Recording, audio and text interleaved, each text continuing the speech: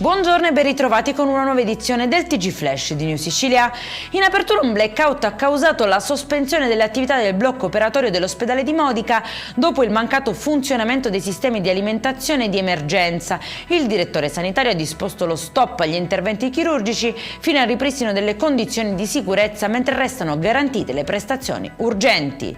Una segnalazione arrivata tramite l'app YouPoll ha dato il via a un'indagine che ha portato a 4 ordinanze nei confronti di altrettanti indagati per gestione e realizzazione di una discarica abusiva ad Avola nel Siracusano. Secondo quanto emerso, i rifiuti venivano accumulati, interrati e persino bruciati all'interno di un'area privata di circa 2000 metri quadrati.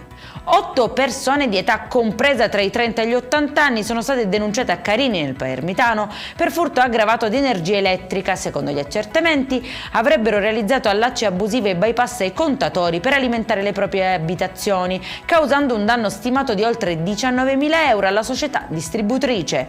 2 uomini di 53 e 33 anni sono finiti ai domiciliari nell'ambito di un'indagine della Polizia di Stato sui furti di cavi di rame dalle colonnine di ricarica elettrica. Secondo gli investigatori avrebbero colpito 10 impianti tra le province di Catania e Siracusa, causando danni economici e disagi agli automobilisti.